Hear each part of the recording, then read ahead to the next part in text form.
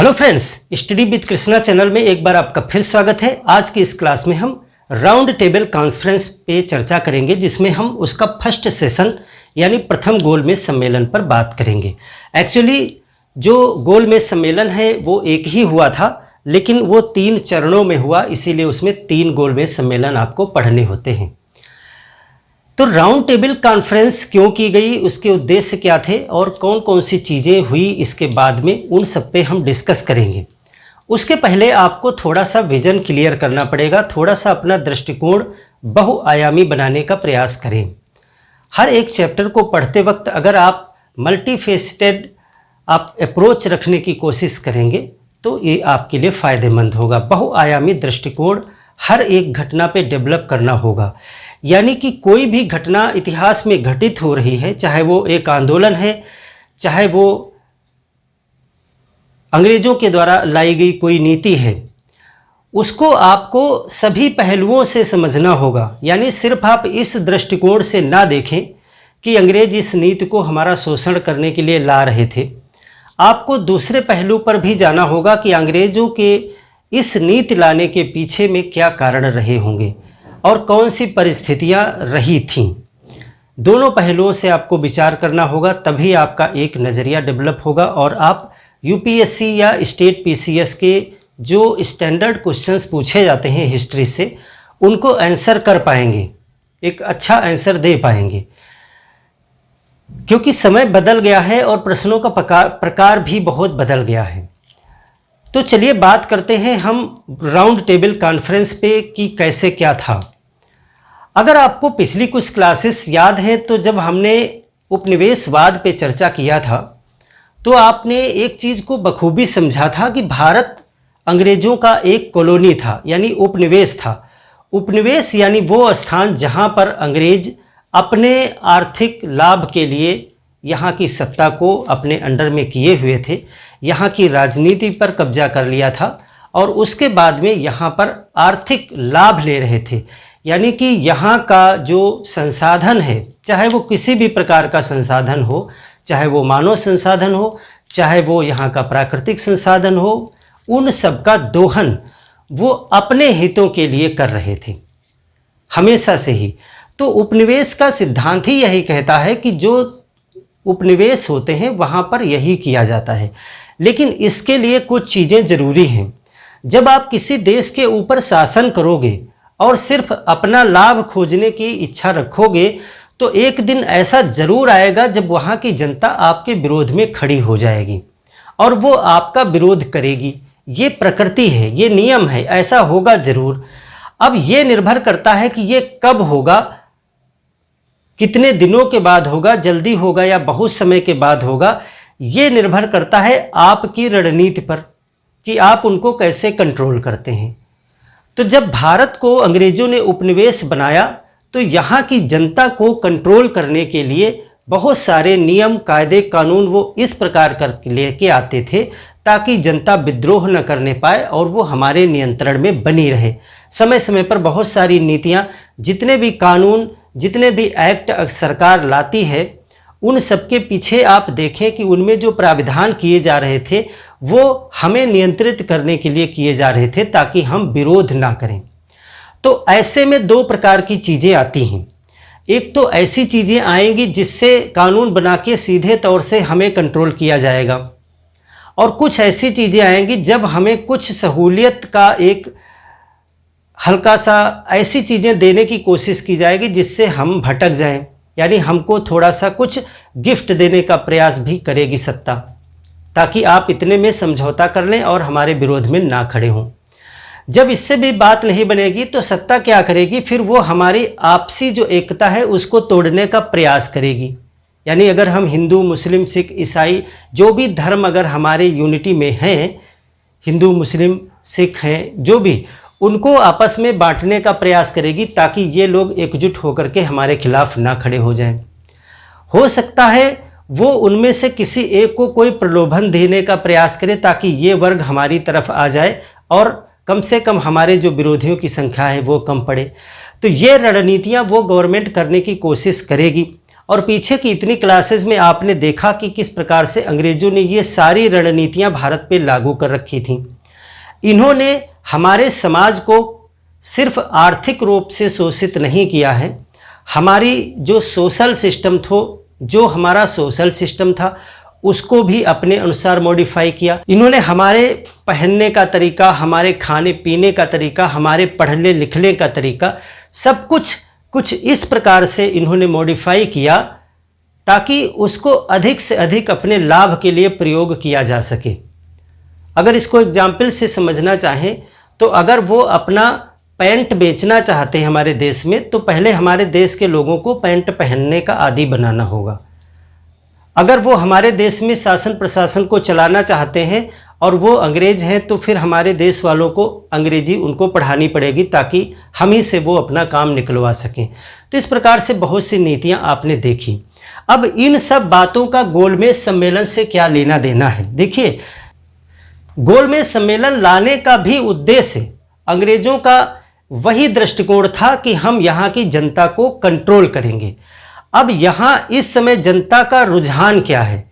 इस समय जनता काफ़ी जानकार हो चुकी थी, जनता विद्रोह पे उतर आई थी। अब सिर्फ उदारवादी आंदोलन नहीं थे, अब उग्र आंदोलन थे। उग्र राष्ट्रवाद भारत में पैदा हो रहा था और इसी बीच भारत में क्रांतिकारी आंदोलन भी होने लगे थे।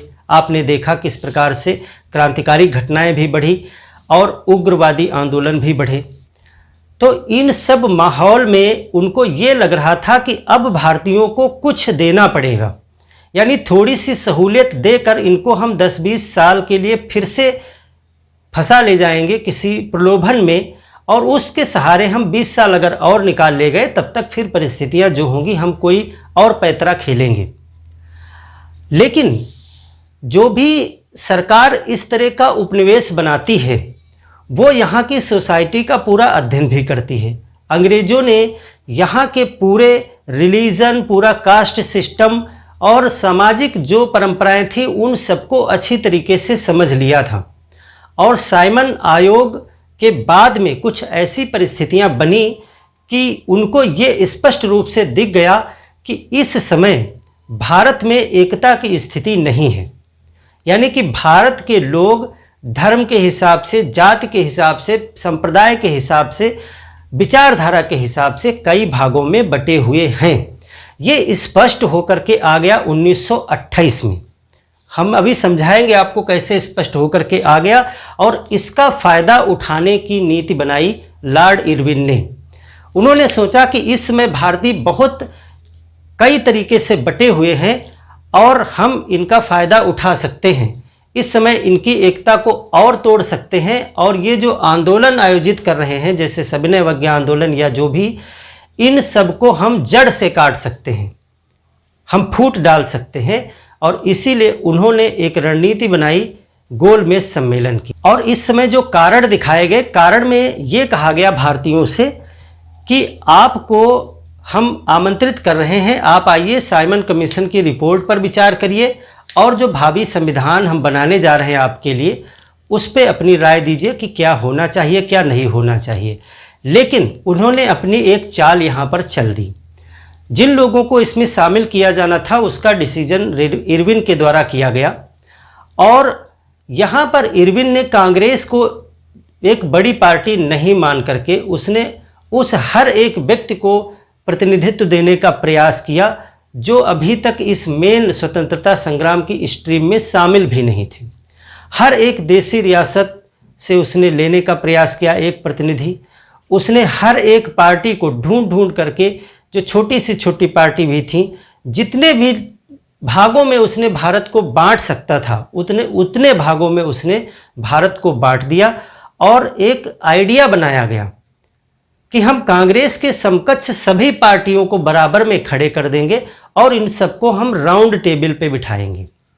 यानी कि कांग्रेस अपने आप को कहती है कि हम भारत की एक राष्ट्रीय पार्टी हैं, लेकिन हम उसको उसी बराबर में बिठाएंगे जिसमें हम एक छोटी पार्टी को भी बिठाएंगे और जिसमें एक देसी रियासत से आने वाले राजा को भी बिठाएंगे, या व्यक्तिगत रूप से अगर कोई आता है हमारी मीटिंग में उसको भी बिठाएंगे। उतना ही महत्व हम उसे भी देंगे, जिससे कि ये सभी लोग अपने आप को बराबर जब बैठा हुआ पाएंगे तो ये सोचेंगे कि हम भी जो है कुछ हैं और अपनी बात को उतनी ही दृढ़ता से रखेंगे, जिससे जो कांग्रेस का एक वर्चस्व है वो टूट जाएगा और फिर हम आसानी से इनमें फूट डाल सकते हैं।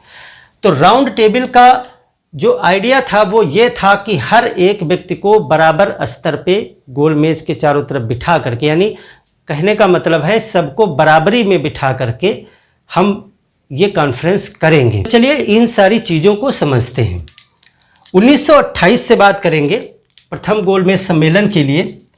हम देखें कि 1928 में साइमन कमीशन भारत आया, साइमन आयोग किस लिए आया था सब कुछ आप पढ़ चुके हैं, लेकिन आप दो चीज़ों पे गौर करिए। एक तो इसका भारी विरोध हुआ, भारी विरोध हुआ और कुछ मात्रा में इसको समर्थन भी मिला, अल्प समर्थन भारतीयों की तरफ से, क्योंकि इसमें जो है सभी 7 सदस्य अंग्रेज थे, सभी 7 सदस्य अंग्रेज। इसको हम पूरा डिस्कस कर चुके हैं। अब इस भारी विरोध को देखते हुए जो उस समय हमारे भारत सचिव थे लॉर्ड बर्कनहेड, उन्होंने भारतीयों को एक चेतावनी दे डाली। कौन थे? Lord Birkenhead. ये कौन थे? भारत सचिव थे, भारत सचिव। देखिए कहानी को आप समझते रहिएगा, स्टोरी किधर जाने का प्रयास कर रही है और उसके पीछे अभी सारे रीजन आपको निकल के आ जाएंगे। लॉर्ड बर्कनहेड ने एक चुनौती दे दी। चुनौती किस चीज की चुनौती दे दी? कि आप जो है सर्वसम्मति से एक विधान बनाएं, सर्वसम्मति से विधान बनाने की चुनौती। तो सरकार उस विधान पे विचार करेगी। अब देखिए यहीं से लॉर्ड बर्कनहेड को एक एहसास हो गया कि कांग्रेस हमारा विरोध कर रही है, लेकिन यहाँ की कुछ पार्टियाँ जैसे जस्टिस पार्टी, जैसे कि डिप्रेस्ड क्लास एसोसिएशन और भी कई पार्टियाँ थी, सब कुछ आप पढ़ चुके हैं। तो यहाँ से अंग्रेज़ों को ये लग गया कि इस स्थिति में कांग्रेस के साथ सभी एकमत नहीं हैं, भारत में और भी लोग हैं जो हमारा समर्थन कर सकते हैं। मुस्लिम लीग है, कांग्रेस है, बहुत सारी चीज़ें हैं, कई पार्टियां हैं और ऐसा नहीं है कि हर एक व्यक्ति हमारा विरोधी है। यहाँ से उनको एहसास हुआ। इसी दम पर लॉर्ड बर्कनहेड ने कहा कि अगर सर्वसम्मति से आप अपना एक विधान बना के लाते हैं, आप सिर्फ विरोध करना जानते हैं और कुछ नहीं, अगर लाएंगे तो हम उस पर विचार करेंगे। तो इस चुनौती का परिणाम ये निकला कि 1928 में ही नेहरू रिपोर्ट बनाई गई। नेहरू रिपोर्ट, नेहरू रिपोर्ट यानी मोतीलाल नेहरू की अध्यक्षता में एक समिति बनाई गई थी, उसने बनाया। इसको कहा गया नेहरू रिपोर्ट। इसको भी आपने डिटेल में पढ़ा कि नेहरू रिपोर्ट में हमने क्या मांग रखी थी। लेकिन इस नेहरू रिपोर्ट पर मुस्लिम लीग को आपत्ति हो गई, क्योंकि मुस्लिम लीग की मांगें डिफरेंट थीं और उनको लगा कि नेहरू रिपोर्ट में हमारी जो है बातों को शामिल नहीं किया गया है। तो इस पे मुस्लिम लीग को आपत्ति हुई। मुस्लिम लीग असहमत थी इससे। अब असहमत थी तो फिर जिन्ना ने अपना एक कार्यक्रम निकाला। इन्होंने कहा हम अपनी अलग मांगे रखेंगे। तो आपने पढ़ा जिन्ना का 14 सूत्री कार्यक्रम, आपने देखा कि क्या था इनका एक कार्यक्रम। इसको भी हमने डिस्कस किया नेहरू रिपोर्ट वाले ही चैप्टर में। अब देखिए यहाँ पर एक बात और खुल करके फिर अंग्रेजों के सामने आ गई कि कांग्रेस और मुस्लिम लीग भी एक मंच पर, जो उस समय दो बड़ी पार्टियां हैं, एक अपने आप को पूरे राष्ट्र का प्रतिनिधित्व करने वाली पार्टी कहती है, दूसरी पार्टी पूरे देश के मुसलमानों का प्रतिनिधित्व करने वाली पार्टी अपने आप को कहती है। और ये दोनों ही पार्टियां एक दूसरे से सहमत नहीं हैं और ये सभी लोग मांग तो कुछ और कर रहे हैं कि हमको स्वराज्य चाहिए, हमको सुशासन चाहिए, कोई कहता हमको पूर्ण स्वराज्य चाहिए। लेकिन इन छोटी छोटी बातों पर भी ये दोनों लोग एक दूसरे के साथ सहमत नहीं हैं। यहाँ से जो ब्रिटिशर्स हैं उनकी और आगे की प्लानिंग बनी कि अब जो है हम इसका अंतर्राष्ट्रीयकरण करेंगे। यानी कि आपने देखा कि सविनय अवज्ञा आंदोलन को अंतर्राष्ट्रीय कवरेज मिला था बहुत ज़्यादा, यानी पूरे विश्व में ये बात पहुंची कि ब्रिटिशर्स जो है वो भारतीयों का शोषण इस स्तर तक कर रहे हैं कि नमक जैसी एक मामूली वस्तु जो बहुत ज़रूरी वस्तु है जीवन के लिए, उस पर भी कर लगा रहे हैं। और इसको जोड़ा गया कि ये, और इसको कहा गया ये तानाशाही के लक्षण है, यानी नमक कानून पे भी कर लगा, नमक पर भी कर लगाना, ऐसे नमक कानून बनाना, ये बहुत ज़्यादा सख्त सरकार जो होती है, शोषक सरकार होती है, उसका लक्षण है। और महात्मा गांधी इस चीज़ में कामयाब हुए कि दांडी यात्रा को उन्होंने एक अंतर्राष्ट्रीय स्तर पर ख्याति दिलवाने में कामयाबी हासिल की। उन्होंने कहा था कि हम शक्ति के खिलाफ एक युद्ध करने जा रहे हैं, विश्व की जो सरकारें हैं वो हमारा साथ दें। तो अब अंग्रेज ये चाहते हैं कि गोलमेज सम्मेलन के द्वारा हम ये साबित करेंगे कि भारतीय स्वयं ही एक मत पे नहीं है, हम जो कर रहे हैं वो अच्छे के लिए कर रहे हैं, और भारतीय स्वयं ही आपस में झगड़ते रहते हैं, क्योंकि उनको पता हो गया कि क्या होना है हमारे गोलमेज सम्मेलन में, ये उनको पहले से ही पता हो गया। ये अंग्रेजों की इसके पीछे रणनीति काम कर रही थी और ये सफल भी हुए। भारत का जो ये आपसी मतभेद था इसका अंतर्राष्ट्रीयकरण कर दिया गोलमेज सम्मेलन ने। आपसे क्वेश्चन आ सकता है कि गोलमेज सम्मेलन ने भारतीय पार्टियों के मनमुटाव या आपसी मतभेदों का अंतर्राष्ट्रीयकरण कर दिया था और इसमें ब्रिटिशर्स की जीत हुई थी।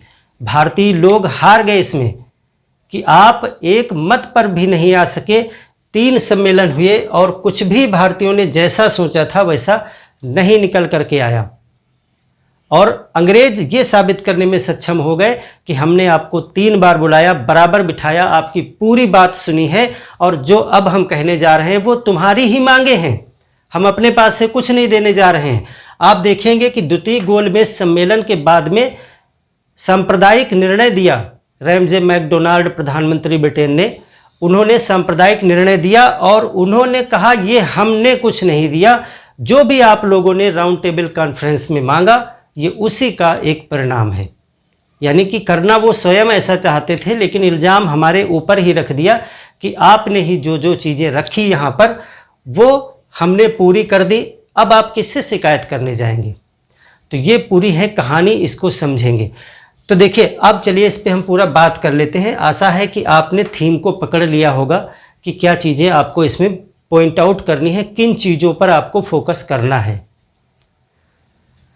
1928 में साइमन आयोग आया, उसका विरोध हुआ। लॉर्ड बर्कनहेड ने कहा कि आप एक विधान बना के लाइए। नेहरू ने बनाया, नेहरू रिपोर्ट कही गई उसको। मुस्लिम लीग असहमत थी और जिन्ना ने अपना 14 सूत्री कार्यक्रम बनाया, और चूंकि यहाँ पर शर्त टूट गई सर्वसम्मति वाली, इसलिए दोनों ही अस्वीकृत हो गई। इससे क्या हुआ, दोनों रिपोर्ट अस्वीकृत, दोनों ही अस्वीकृत। जब ये अस्वीकृत हो गई तो फिर क्या हुआ, इस अस्वीकृत के बाद में सविनय अवज्ञा आंदोलन शुरू हो गया।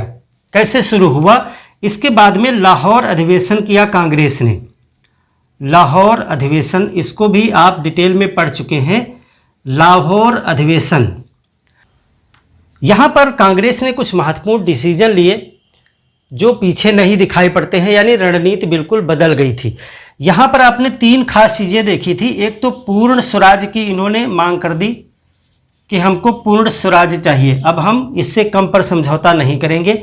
और इन्होंने 26 जनवरी को पूर्ण स्वाधीनता दिवस भी घोषित कर दिया, पूर्ण स्वाधीनता दिवस। और तीसरा जो एक निर्णय इन्होंने किया कि अब हम सविनय अवज्ञा आंदोलन चलाएंगे, सविनय अवज्ञा आंदोलन। ये 3 प्रमुख चीज़ें जो है लाहौर अधिवेशन में आपने पढ़ी थी। और फिर यही जो सविनय अवज्ञा आंदोलन है, इसको महात्मा गांधी ने शुरू कर दिया 6 अप्रैल को।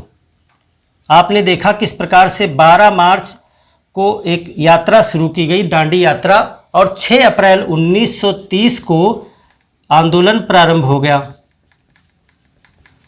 आंदोलन प्रारंभ सबने अवज्ञा आंदोलन प्रारंभ कर दिया गया। तो इस आंदोलन में क्या हुआ? इस आंदोलन में हमारे गांधी बाबा, मलंग बाबा गिरफ्तार हो गए। बहुत से राष्ट्रीय नेता गिरफ्तार हो गए। महात्मा गांधी को मलंग बाबा किसने कहा था? एक क्वेश्चन आपसे पूछा गया है। मलंग बाबा,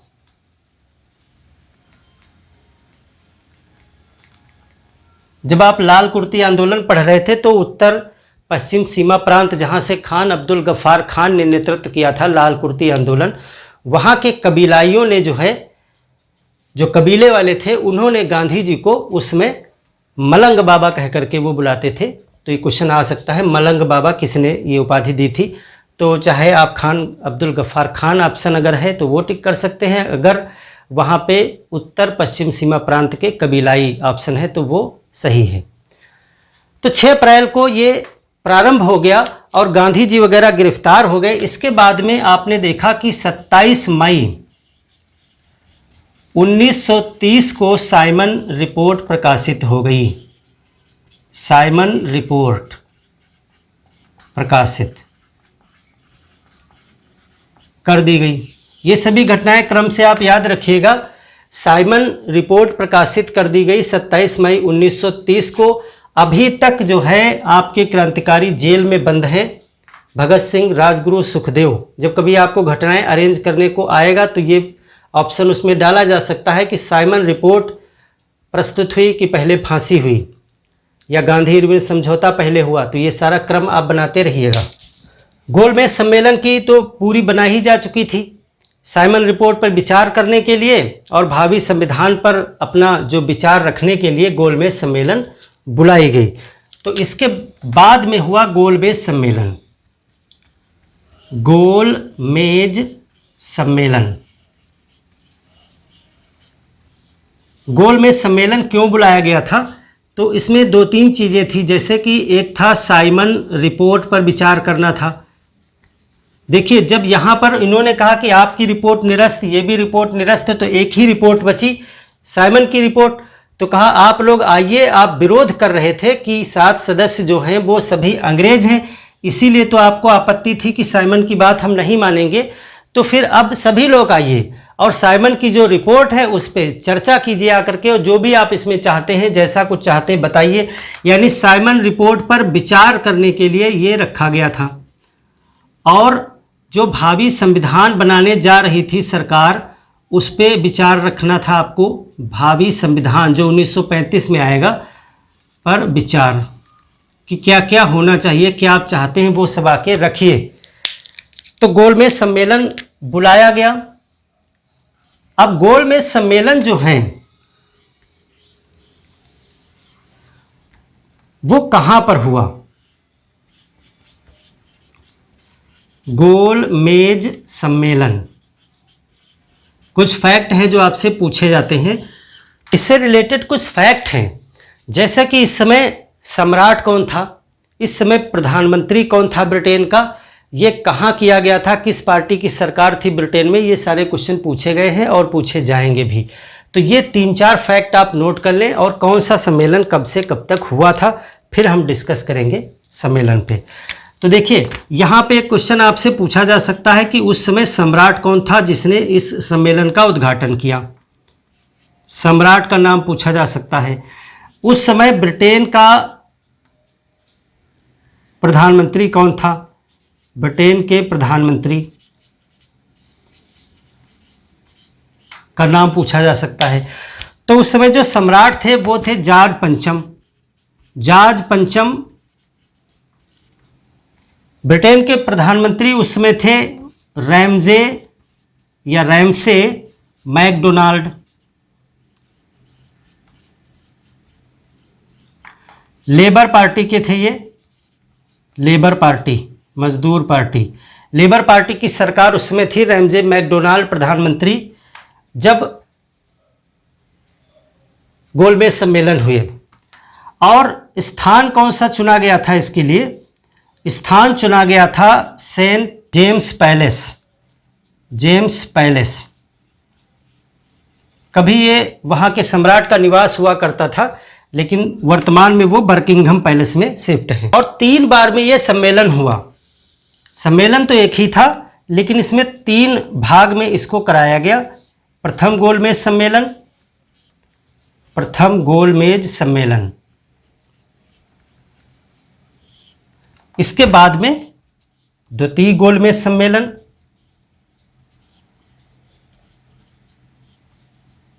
लगातार हुए हैं कुछ कुछ दिनों के अंतराल पे, और इसके बाद में कराया गया तृतीय गोलमेज सम्मेलन।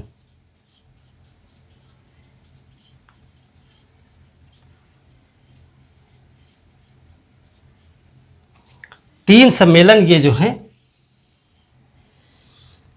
कराए गए। तीनों की डेट्स आपसे पूछी जाती हैं। तो जो प्रथम गोलमेज सम्मेलन था 12 नवंबर 1930 में प्रारंभ हुआ और 19 जनवरी 1931 तक चला ये प्रथम वाला। जो द्वितीय गोलमेज सम्मेलन था ये 1931 में हुआ। ये 7 सितंबर 1931 से 2 दिसंबर 1931, यानी कि ये पूरा 1931 में ही समाप्त हो गया। ये जो है 1930 से 1931 तक चला था। और जो तृतीय वाला सम्मेलन है ये 1932 में हुआ।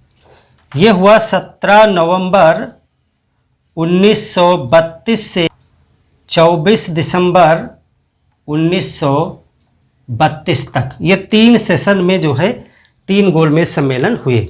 तो चलिए बात करते हैं कि गोलमेज सम्मेलन जो फर्स्ट हुआ उसमें कौन कौन लोग शामिल हुए और क्या क्या विचार रखे गए, फिर परिणाम क्या निकला।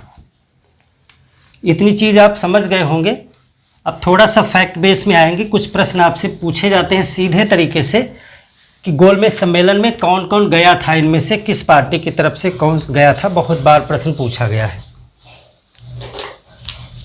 प्रतिनिधि, ये सब प्रतिनिधि जो है इरविन के द्वारा डिसाइड किए गए थे कौन कहाँ से आएगा। ये जब गोलमेज सम्मेलन कराने की बात आई थी तो मोतीलाल नेहरू ने केंद्रीय विधानसभा में एक प्रस्ताव रखा था कि गोलमेज सम्मेलन में जो लोग जाएंगे वो जनता के द्वारा चुने जाने चाहिए, क्योंकि वो जनता के लिए फैसला करने जा रहे हैं। लेकिन ऐसा कुछ नहीं हुआ। इरविन ने मनोनीत किया सदस्यों को, यानी अपनी तरफ से बुलाया। वो जनता के द्वारा चुने गए प्रतिनिधि नहीं थे। कुल कितने लोग हुए प्रतिनिधि, इसमें कौन कौन शामिल हुआ, तो कुल 89 हैं, जिसमें 16 जो हैं वो ब्रिटेन के हैं। ब्रिटेन के तीनों दलों के हैं, 3 दल। आप जानते हैं वहाँ पे लेबर पार्टी, कंजर्वेटिव पार्टी और लिबरल पार्टी। तो तीनों दलों के मिला के 16 लोग वो हैं। 16 लोग देसी रियासत के हैं। देसी रियासत वहाँ से 16 लोग हैं, और बाकी जो है 57 लोग जो हैं वो ब्रिटिश भारत से वो बुलाए गए। तो अब देखिए इसमें जो 57 लोग हैं उसमें कौन कौन हैं। उदारवादियों की तरफ से तेज बहादुर सप्रू का नाम आपको याद रखना है। बहादुर सप्रू। आपको सभी 89 नाम नहीं रटने हैं, जो पूछे जाते हैं, जो इनकी इंपॉर्टेंस है वो आप याद रखेंगे। चमनलाल सीतलवाड़,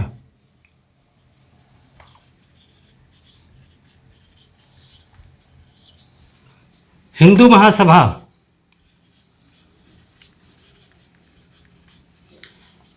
हिंदू महासभा से हैं V.S.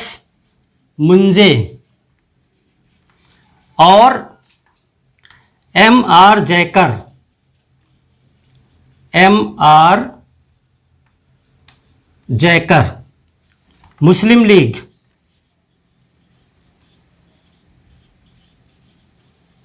मुस्लिम लीग से हैं मोहम्मद अली जिन्ना। आप इन सबके नाम अच्छे तरीके से याद रखेंगे, क्योंकि आपको एलिमिनेट के लिए क्वेश्चन दिया जाएगा कि निम्नलिखित में से कौन व्यक्ति जो है नहीं गया था प्रथम गोलमेज सम्मेलन में, या फिर सीधे क्वेश्चन आएगा कि मुस्लिम लीग की तरफ से कौन गया था, सिखों की तरफ से कौन गया था, ईसाइयों की तरफ से कौन सा इसमें से प्रतिनिधि है। तो ये सारे क्वेश्चन पूछे गए हैं और पूछे जाएंगे। हर एक व्यक्ति का नाम आपको नहीं याद रखना है, मुख्य मुख्य नाम मैं लिखे दे रहा हूँ, उतने आपको जरूर याद रखने हैं। मुस्लिम लीग से मोहम्मद अली जिन्ना, मोहम्मद शफी,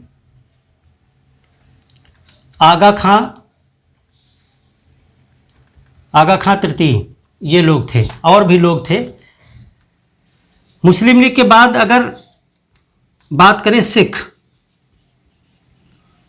तो सिख में सरदार संपूर्ण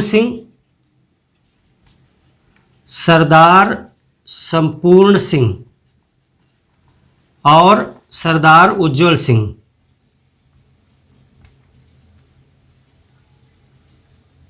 इनका नाम आपको याद रखना है।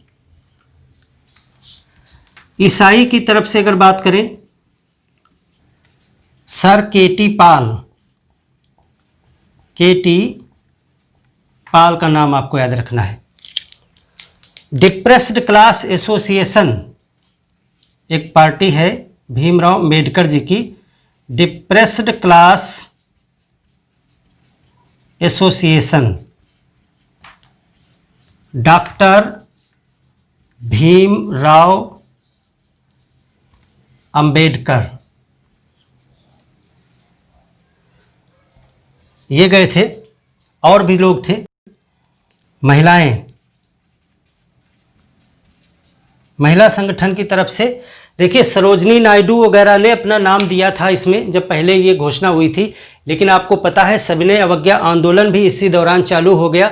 तो सविनय अवज्ञा आंदोलन में कांग्रेस ने गोलमेज सम्मेलन का बहिष्कार किया, इसीलिए प्रथम गोलमेज सम्मेलन में कांग्रेस की तरफ से कोई भी नहीं गया ऑफिशियल तौर से। तो यहाँ पे दो महिलाएं यहाँ पर पहुँची, एक थी बेगम जहां आरा शहनवाज, ये मोहम्मद शफी की लड़की थी और ये मोहम्मद शफी की प्राइवेट सचिव बन करके गई थी, बेगम जहां आरा शहनवाज। और दूसरी थी श्रीमती राधाबाई, दो महिलाएं सिर्फ गई थीं, श्रीमती राधाबाई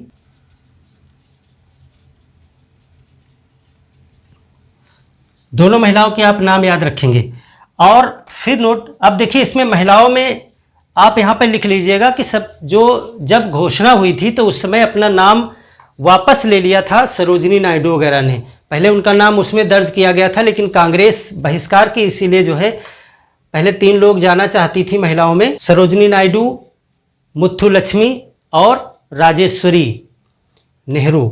तो ये लोग जाना चाहती थी, लेकिन इन्होंने अपना नाम वापस ले लिया था। आपसे क्वेश्चन पूछा जा सकता है कि प्रथम गोलमेज सम्मेलन ने किस महिला ने अपना नाम प्रतिनिधियों में से कटवा लिया था? तो सरोजनी नायडू, मुथुलक्ष्मी और राजेश्वरी नेहरू, ये 3 लोग पहले जाना चाहती थी। उसके बाद ये 2 महिलाएं जो है वो मनोनीत की गई थी, बेगम जहां आरा शहनवाज और श्रीमती राधाबाई सुब्बारायन। अब इसके अलावा जो है देसी नरेश थे, देसी नरेश 16 थे, जैसे पटियाला, जम्मू कश्मीर, ग्वालियर, इन सब रियासतों के राजा जो थे वो 16 राजा वहाँ पर गए थे अपने प्रतिनिधि के रूप में। तो ये पूरा एक खाका है जितने लोग गोलमेज सम्मेलन में पहुँचे। ये उतना इम्पोर्टेंट नहीं है, प्रीलिम्स के दृष्टिकोण से इसमें से प्रश्न बनेंगे आपके, लेकिन इम्पॉर्टेंट है कि वहाँ पर हुआ क्या, ये आपसे प्रश्न बनेगा। बहुत से प्रश्न आपसे फैक्ट बेस सब कम बनते हैं, कॉन्सेप्ट बेस ज़्यादा बनने लगे हैं। तो यहाँ पर जो चीज़ें की गई वही निर्धारित कर रही हैं कि आखिर हमारा जो नेतृत्व था वो इस समय कमज़ोर था। भले कांग्रेस अपने आप को एक राष्ट्रीय पार्टी के रूप में स्थापित कर रही थी, बड़े बड़े आंदोलन संचालित किए जा रहे थे, लेकिन हम एकता को बनाने में उतना सक्षम नहीं हो पाए थे। अभी 1930 के समय पर हम में आपसी बहुत ज़्यादा विरोध अंदर अंदर था। बहुत से लोग जो है अलग अलग विचारधारा से सोचते थे और कांग्रेस इसमें ज़रूर असफल रही थी कि उन सबको एक मंच पे एक धारा में लाने की कोशिश करने में। तो ये दिखाई पड़ जाता है प्रथम गोलमेज सम्मेलन में। और ऐसा होने के पीछे कारण क्या था? कारण ये था कि पहले यहाँ पर एक राय नहीं बनाई गई। एक छोटा सा प्रयास जरूर किया गया होता किया गया भी था। पहले यहाँ पर सभी लोगों को बुला करके एक मीटिंग की गई थी, हिंदू महासभा के और ये BS मुंजे और इन जयकर इत्यादि ने एक मीटिंग की थी कि ऐसा किया जाए, सब लोग मिल करके एक रणनीति बना ली जाए ताकि वहाँ पर हम कौन सी बात रखेंगे उसमें वैचारिक मतभेद न उत्पन्न होने पाए, जैसा कि अभी नेहरू रिपोर्ट और जिन्ना कार्यक्रम में हुआ और हम लोग एक सहमति से अपनी बात नहीं कह पाए। लेकिन वहाँ पर भी वही विवाद उत्पन्न हो गया, वहाँ पर भी एक दूसरे के ऊपर आरोप लगाना, अपने अपने स्वार्थ की बातें करना, कुछ भी उस मीटिंग का निष्कर्ष नहीं निकला। इसीलिए सब अपनी अपनी विचारधारा से ही वहाँ गोलमेज सम्मेलन में पहुँच गए और वहीं भी वही हुआ। सब लोगों ने मिल करके वहाँ पर ना तो पूर्ण स्वराज की बात की, ना तो सुशासन की बात की। सभी लोगों ने अपने अपने वर्ग जिसका वो प्रतिनिधित्व कर रहे थे उसके स्वार्थ हित बात की। और यही अंग्रेज चाहते थे कि आप जितने लोगों को बुलाए हैं हम भारत को उतने टुकड़ों में काट देंगे और हम सांप्रदायिक बातों को ज़्यादा सुनेंगे। यानी वहाँ पर प्रथम गोलमेज सम्मेलन में क्या चर्चा हुई, चर्चा नोट कर लीजिएगा, वायसराय ऑफ इंडिया नामक जहाज से ये सभी लोग गए थे क्योंकि जहाज का नाम भी पूछा जाता है। चर्चा, अब देखिए बहुत सारी चर्चा हुई थी, कई दिन सम्मेलन चला था, बहुत लंबी बहस हुई थी। हम उन बातों पर फोकस करेंगे जो स्पष्ट निकल करके आई, जो आपके प्रेक्षक के दृष्टिकोण से लिखने के लिए और पीटी के लिए दोनों के लिए इंपॉर्टेंट है।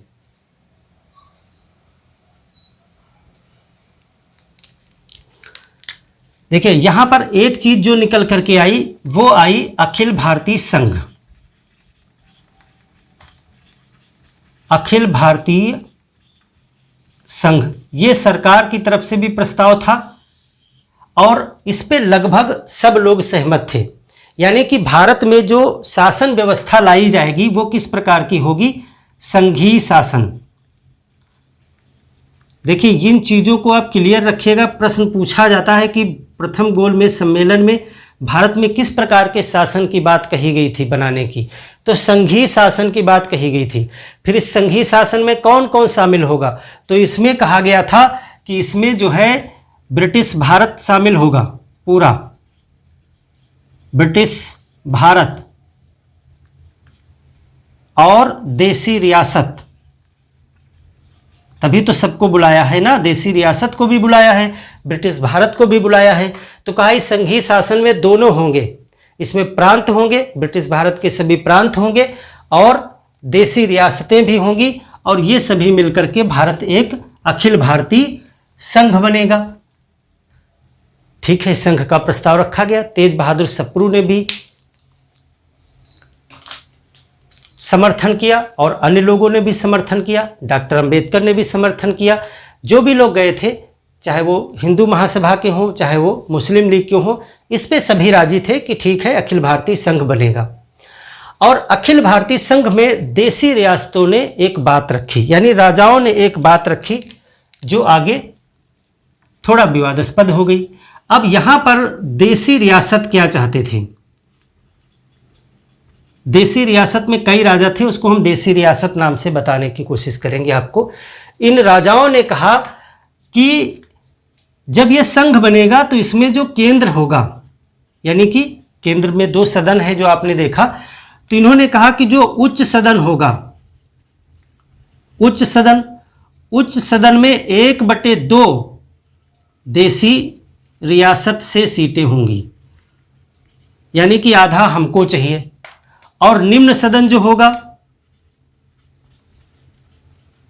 वहां भी जो है एक अच्छा, ये वहां डिसाइड नहीं किया, अच्छा प्रतिनिधित्व चाहिए हमको। अब देखिए यहीं पे गड़बड़ हो गया, गड़बड़ ये हो गया, अब 1/2 सीटें मांग रहे हैं देसी रियासत वाले, कह रहे संघ बनेगा ठीक है, आधी सीटें हमारी होंगी, देसी राजाओं की होंगी, क्योंकि हम स्टेट भी तो बहुत ज़्यादा हैं, 500 प्लस स्टेट भी हैं। तो ये एक बात हो गई जिस पे अब असहमति होने लगी और इस पे विरोध होने लगा।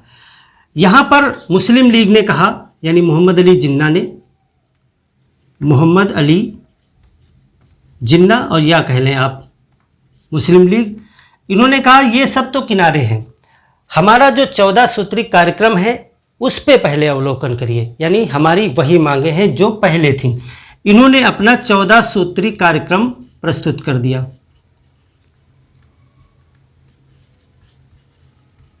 अब ये और विवाद की बात हो गई। 14 सूत्री कार्यक्रम तो पहले ही रिजेक्टेड है, किसी को मंजूर नहीं था। इन्होंने कहा 14 सूत्री कार्यक्रम, और 14 सूत्री कार्यक्रम में वही पृथक निर्वाचक मंडल, अधिकतम प्रतिनिधित्व, 1/3 सीटें, वो सब कुछ आप पीछे पढ़ चुके हैं कि 14 सूत्री कार्यक्रम में क्या मांगे थी।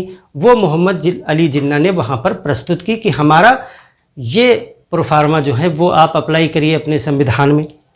अब जब सभी लोग अपना अपना जो है अलग अलग रखने लगे तो सरकार प्रसन्न हो गई। सरकार ने कहा ये तो बहुत अच्छा हो रहा है, क्योंकि हम तो डर रहे थे। सरकार तो पहले सोच रही थी कि पता नहीं ये लोग कौन सी रणनीति बनाकर लाएंगे और अंतर्राष्ट्रीय स्तर पे ही हम ये सब करने जा रहे हैं, पता नहीं कौन सा क्या होगा, पूर्ण स्वराज, ये सब चीज़ें मांगे चल रही हैं इंडिया में। ऐसी हलचल के दौर में किन चीज़ों का सामना हमें करना पड़ेगा। तो उसने कहा ये तो बहुत सरल चीज़ें आ गई, ये तो हम भारत में करते आ रहे हैं, यही तो चल रहा था कि आपको हम पृथक निर्वाचन मंडल दे देंगे, आपको ये आरक्षण दे देंगे, आपको ये दे देंगे। यानी कि थोड़ा थोड़ा सबको चूरन दे करके वो भारत को तो पहले से ही कंट्रोल कर रहे थे। इन्होंने कहा अरे वाह, ये तो सब वो लोग मांग भी रहे हैं, तो ये तो और अच्छा हो गया। अब यहाँ पर देखिए पूर्ण स्वशासन वगैरह जो लक्ष्य निर्धारित किए गए थे इंडिया में, वो कोई बात यहाँ पर नहीं हो रही है। अच्छा, डिप्रेस्ड क्लास, डिप्रेस्ड क्लास से कौन गए थे? डॉक्टर अंबेडकर।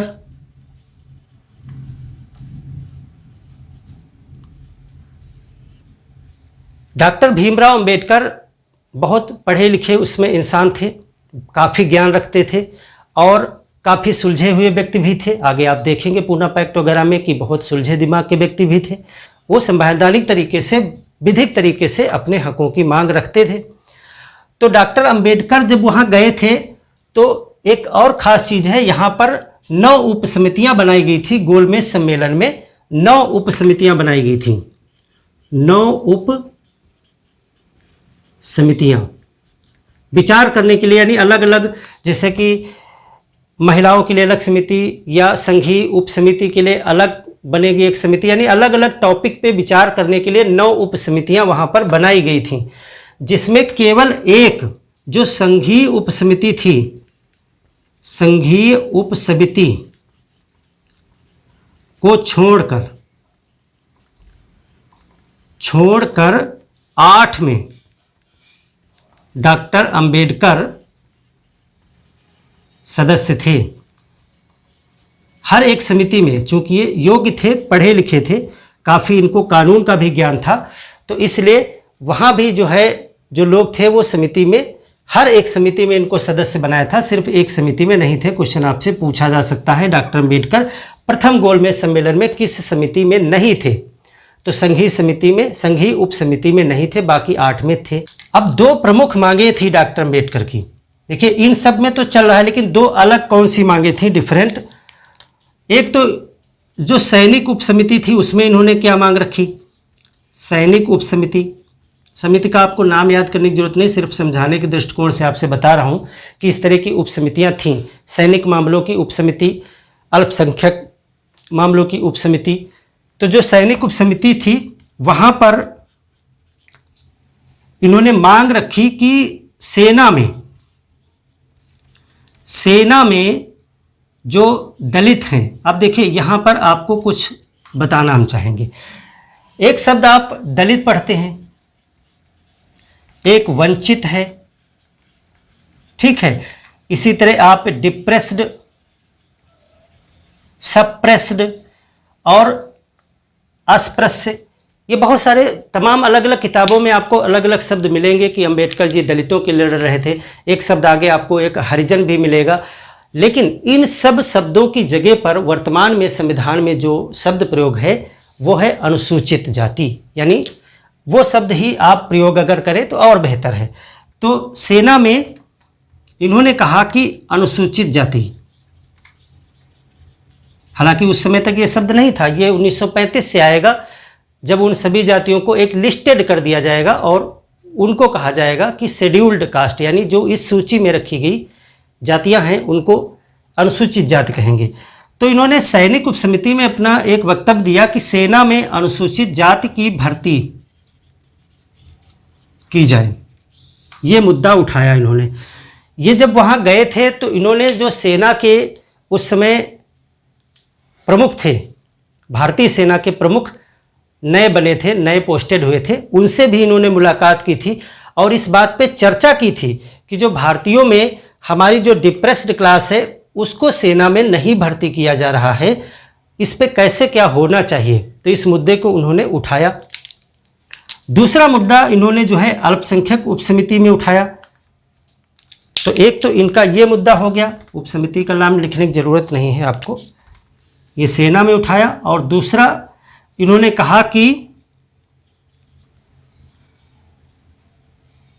जो अनुसूचित जाति हैं उनके लिए क्या चाहिए, पृथक निर्वाचन,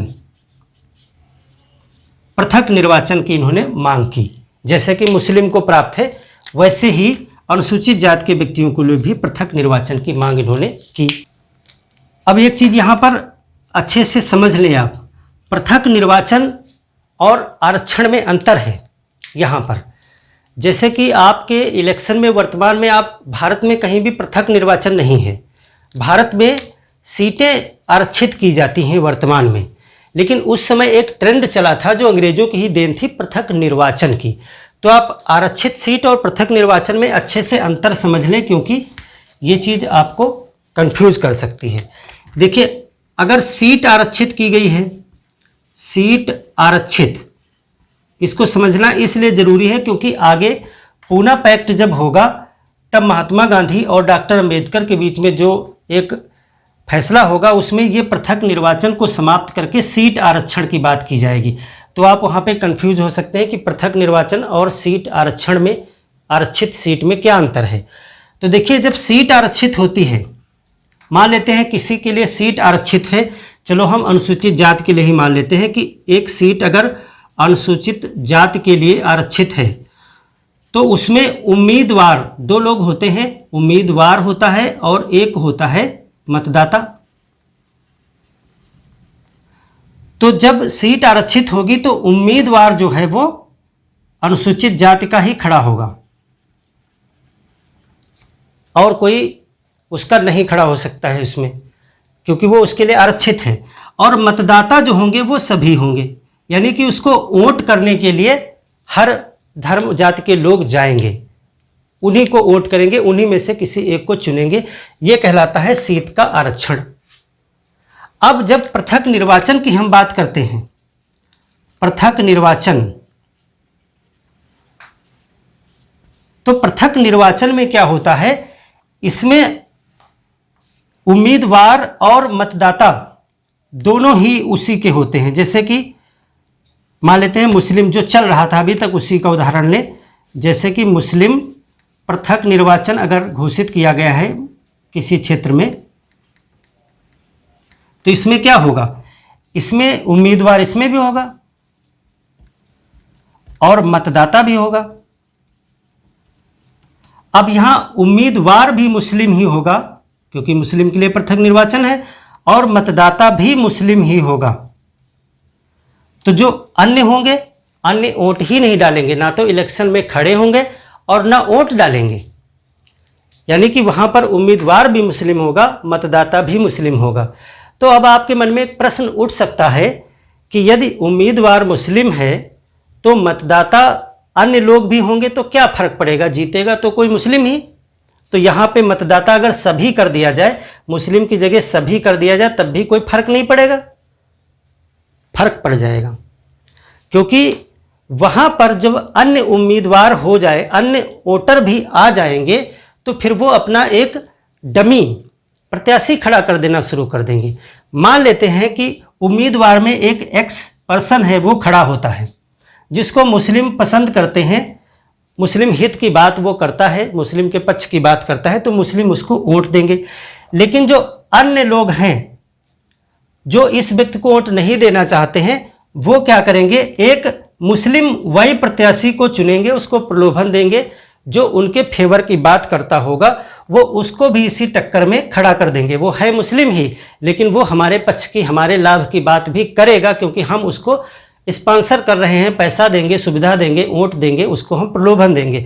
अब हम लोग मिलके इसको वोट कर देंगे, यानी अन्य लोग मिलके इसको वोट कर दिए, ये प्रत्याशी जीत जाएगा अगर इसमें हम सब लोग एक साथ लग गए, और इधर हम लोग कम लोग लगे तो ये प्रत्याशी हार जाएगा।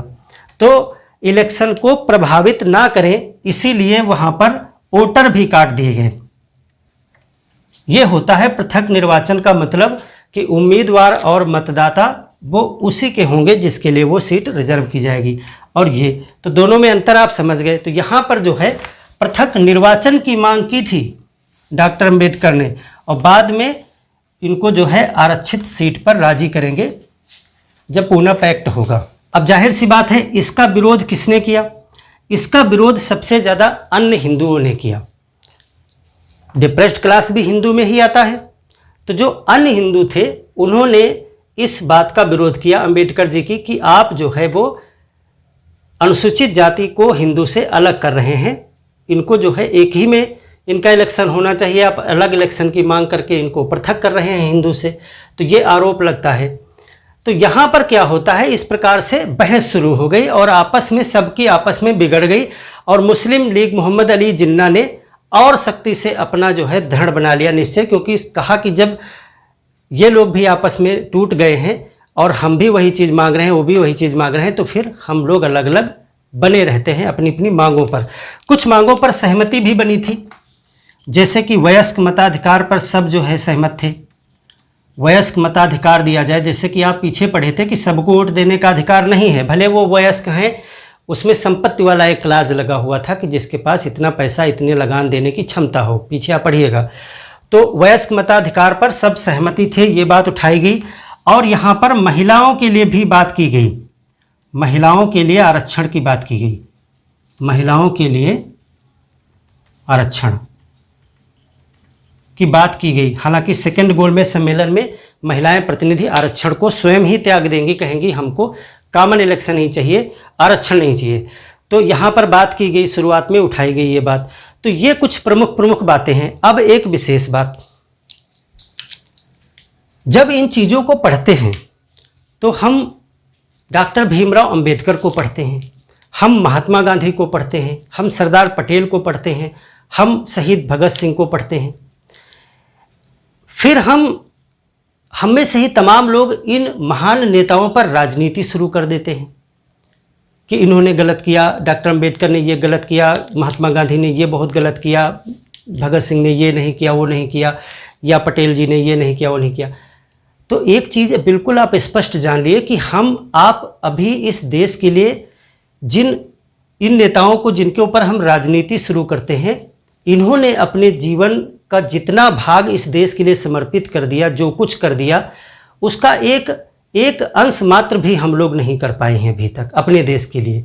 तो हम लोगों को इन पर राजनीति नहीं करनी चाहिए, हमको एग्ज़ाम के दृष्टिकोण से पढ़ना चाहिए और देखना चाहिए कि इन्होंने क्या पॉजिटिव किया है समाज के लिए, वो चीज़ें हमें ग्राह्य करनी चाहिए। हर एक व्यक्ति में इंसान होने के नाते कुछ उसकी व्यक्तिगत कमियां भी हो सकती हैं, अगर आप उन्हें ढूंढने बैठ जाओगे तो फिर आप ईमानदारी से ना तो देश के लिए कुछ कर पाओगे और ना अपने समाज के लिए और ना ही अपने लिए कर पाओगे, फिर आप इन्हीं चीज़ में पड़े रहोगे। और आप स्टूडेंट्स हैं, स्टूडेंट्स का काम क्या है? अगर इन सब चीज़ को पढ़ करके आप देश की सेवा में जाना चाहते हैं तो आपको बैलेंस करना आना चाहिए। जिस जॉब की आप तैयारी कर रहे हैं उसका काम ही है हर एक समाज, हर एक धर्म, हर एक व्यक्ति के बीच में एक संतुलन स्थापित करने का काम। और अगर आप अपने स्वतंत्रता संग्राम में जो सेनानी थे, जो नेता थे, जो हमारे देश के लिए समर्पित किए, उनमें ही सामंजस्य नहीं कर पा रहे हैं विचारधारा में, उसी में आप राजनीति करने में लग जाएंगे तो फिर आप आगे कुछ नहीं कर पाएंगे। अगर आपको ये सब करने की इच्छा है कि हम महात्मा गांधी, डॉक्टर अंबेडकर, भगत सिंह, सरदार पटेल, मोहम्मद अली जिन्ना, इन पर सब पर राजनीति करें, हम एक क्रांति लाएंगे, परिवर्तन लाएंगे, इन्होंने गलत किया, उन्होंने सही किया, तो फिर आप पढ़ाई क्यों कर रहे हैं? फिर तो आप राजनीति में उतरिए और इलेक्शन लड़िए। ये तो वहाँ का काम है ना, यहाँ पर जो करना है उस चीज़ पे आप फोकस रखेंगे। तो ये मेन पॉइंट है, इसमें आप कहीं भी ये निकालने की कोशिश ना करते दिखाई पड़े कि किसने क्या गलत किया, किसने क्या सही किया। आपको एक संतुलन का मार्ग रखना है इतिहास में। जिस दृष्टिकोण से क्वेश्चन पूछा जाएगा उसी दृष्टिकोण से उसका जवाब आपको निकाल करके देना है। इस चीज़ पे हमेशा फोकस रखिएगा। कभी भी इस परीक्षा में कभी भी आपका व्यक्तिगत जो एक सोच होती है वो निकल करके नहीं आनी चाहिए। आपकी वो सोच निकल कर आनी चाहिए जो सिविल सर्विसेज को चाहिए, वो सोच होनी चाहिए आपकी। वही सोच व्यक्तिगत सोच बना लीजिए। तो अखिल भारतीय संघ बनने पर सब लोग जो है राजी थे। अब इन सब चीज़ों की वजह से क्या हुआ, सहमति में विवाद हो गया, सहमति नहीं बन पाई, विवाद की स्थिति बनी रही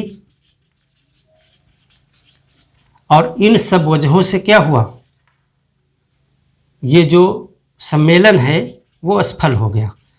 सम्मेलन समाप्त और परिणाम क्या था इसका, परिणाम असफल, यानी सब स्थगित कर दिया गया कि आगे सेकंड में इस पे विचार करेंगे। तो अब जब सहमति नहीं बन पाई, कुछ भी निष्कर्ष नहीं निकल पाया, तो सरकार को ये लगा कि अब तो ये जो हम चाहते थे वो हो नहीं पा रहा है। यानी कि जब तक हम कांग्रेस को इस गोलमेज सम्मेलन में लेकर नहीं आएंगे तब तक हम अपनी बात को जो लागू करना चाहते हैं इंडिया में वो कैसे लागू करेंगे, हम ये कहेंगे कैसे कि ये सब ने मांगा है, सब लोग चाहते हैं। तो जब एक बार हम इस मंच पे कांग्रेस को भी ले आएँ, सिर्फ यहाँ पर उपस्थित कर दें, उसके बाद हम जो भी कानून देना चाहेंगे वो देंगे और उस पर हम इनका हस्ताक्षर करवा लेंगे कि कांग्रेस भी इससे सहमत है, फिर हम पूरे अधिकार के साथ अपना कानून देश में लागू कर पाएंगे। तो इरविन ने यहाँ पर कहा कि अब कांग्रेस को लाना जरूरी है और सार्वजनिक रूप से उसने घोषणा की, अपील की कि कांग्रेस को जो है अगले सेशन में यानी द्वितीय गोलमेज सम्मेलन में भाग लेने के लिए माहौल बनाया जाए।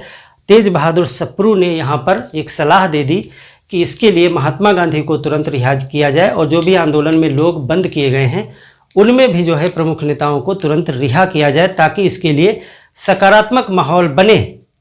तो तेज बहादुर सप्रू और M.R. जयकर इन लोगों ने कहा कि महात्मा गांधी को हम राजी करेंगे इसके लिए और कांग्रेस आएगी अगले सत्र में। तो इरविन ने यहाँ पर कहा कि गांधी जी को रिहा कर दिया जाए। तो आपने देखा 26 जनवरी 1931 में गांधी जी को रिहा कर दिया गया। उसके बाद में तेज बहादुर सप्रू, M.R. जयकर आदि लोगों के सहयोग से गांधी और इरविन के बीच में एक समझौता कराया गया कि आंदोलन स्थगित करके, क्योंकि इस समय तक गांधी जी तो अपना आंदोलन कर रहे हैं ना, ये तो सब लंदन में हो रहा है। तो वहाँ पर एक समझौता कराया गया जिसे जो है गांधी इरविन समझौता कहते हैं। और उसके बाद में कांग्रेस अगले सेशन में द्वितीय गोलमेज सम्मेलन में शामिल हुई और कांग्रेस की तरफ से महात्मा गांधी को नियुक्त किया गया सम्मेलन में जाने के लिए। फिर अब हम बात करेंगे कि द्वितीय गोलमेज सम्मेलन में कौन कौन गया था, इनमें से कौन से लोग नए बढ़ गए थे। सरोजिनी नायडू वगैरह नई हो गई थी, मदन मोहन मालवीय जो है नए प्रतिनिधि बन गए थे, गांधी जी पहुंच गए थे। डॉक्टर भीमराव अंबेडकर जो हैं वो ऐसे व्यक्ति थे जिसमें तीनों सम्मेलन में गए थे, तीनों सम्मेलन में ये उपस्थित हुए थे। मोहम्मद अली जिन्ना 2 में गए, फिर तीसरे में नहीं गए थे। तो डॉक्टर अंबेडकर को टिक करिएगा अगर आता है कि तीनों गोलमेज सम्मेलन में कौन गया था। तो मिलते हैं एक और बेहतर क्लास में जब हम द्वितीय गोलमेज सम्मेलन की चर्चा करेंगे और गांधी इरविन समझौते को पढ़ेंगे। तब तक के लिए धन्यवाद।